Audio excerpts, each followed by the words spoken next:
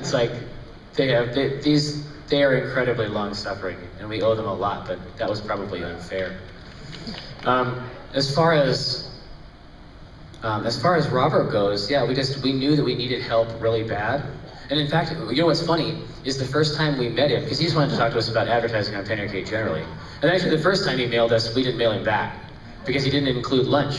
And then when he added the lunch portion, we're like, all right, let's go, lunchtime, let's make it happen. So we go and have lunch, and then as we were leaving, we're like, man, we need somebody like that. We need somebody who has their fucking head on, that can help us with this stuff, because we're gonna wreck it. And we don't even know how. Like we don't know how to get out of this.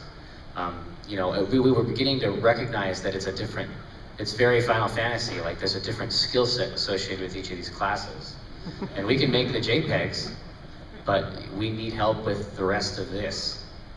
You know what I mean? We need help creating a vessel for those JPEGs to float around on. So. Yeah, I like the analogy used in that Wired interview from, I think, 4 years ago, where you said that Robert affixed you to the chariot and then rode you to victory, I guess. Wait, he affixed us to the chariot, because that's the difference, is that everyone else who had tried to manipulate us before, it was very short term. They were trying to manipulate us for a specific end, whereas Robert has been manipulating us for a solid decade. So that's the smarter plan, I think. Okay, thanks. My second question is, how do you guys see yourselves, like, in the video game industry? Oh, sorry. Yeah, just what do you guys see your role is as in the industry? Like, do you just see yourselves as guys who, you know, make JPEGs about video games and people pay attention to them for some reason, or do you think you actively, like, did you actively set out to have a role in the industry? No. And people say that we do have that, and that's pretty cool, but generally speaking, I mean, we really do want to make comics. Like, we really do want to make comics that communicate to people. That's what we derive a lot of satisfaction from. We happen to comment on the industry, and people think that some of that commentary is interesting or valid, but we comment on the industry because we love games.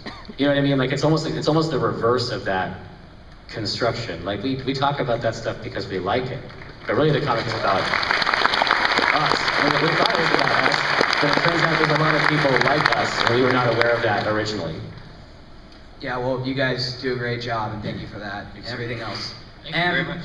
Yeah, my last question is, have you ever pooped and then smelled the smell of your poop and then thought it smelled kind of good? Like, kind of wild and exotic? You know what? Jerry wrote that. No.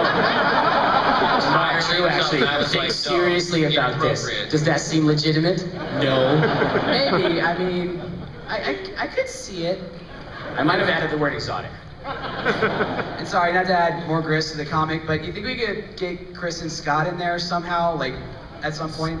They have their own comic. That works. Okay, thank you so much, guys. How you doing? This is my first PAX. Welcome. It's not more of a comment than a question. I'm not a gamer. My best friend turned me on to the comic like 7 or 8 years ago.